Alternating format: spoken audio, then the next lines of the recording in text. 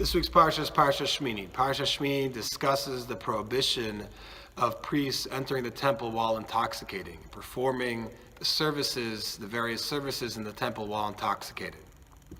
The Medrash discusses a story, maybe a legend, about a family who the head of the household of that family had managed to deplete all the funds of the family because of his habit of drinking intoxicating beverages. He was a drunkard, an alcoholic. Finally, the family decided they were going to teach him a lesson that he would learn from and he would change his ways. While he was drunk, they picked him up, carried him to the graveyard, and placed him amongst the tombstones, hoping that waking up in the graveyard amongst the tombstones would show him that the terrible end of an alcoholic, where he would end up, what he was doing to his life. And at the same time, there happened to be a caravan, a group of wine sellers wine merchants that were carrying their product, barrels of wine, a nearby road to the graveyard.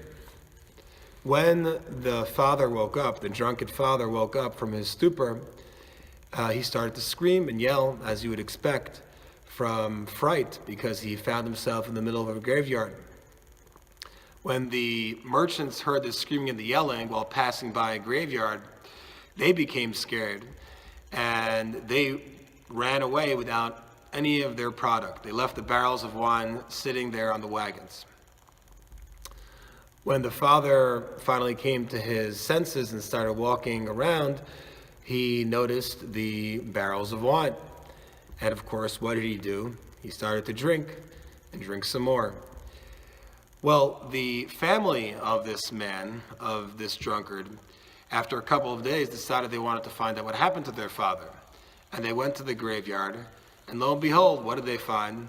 They found their father beneath a wagon full of barrels of wine, with his mouth on the spout of a barrel of wine, drunken like he was never drunk before in his life.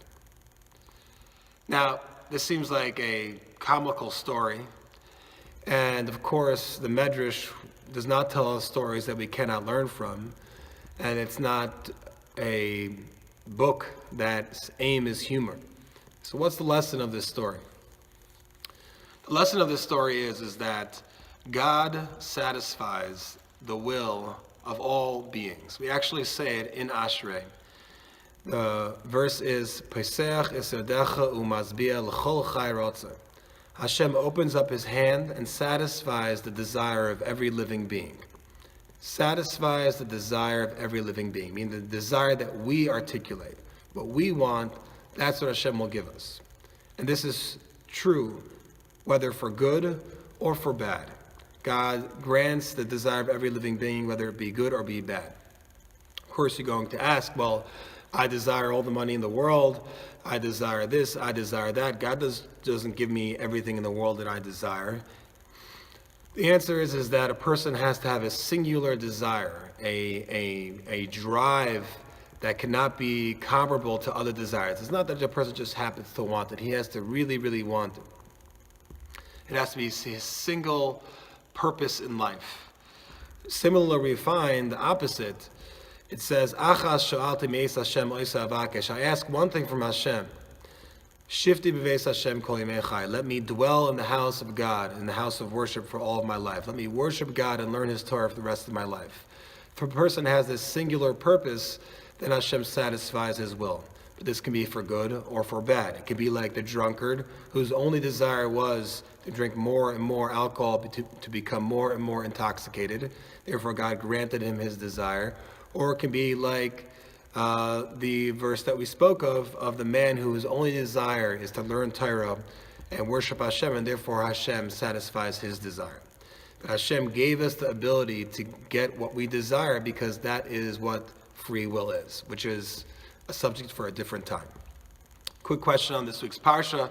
This week's Parsha talks about non-kosher animals. What is kosher and what is non-kosher? When listing the non-kosher animals, the Torah talks about it in a way by saying that it talks about all of the kosher symbols of animals, meaning that it says that anything that does not have the kosher symbols, those are the non-kosher animals.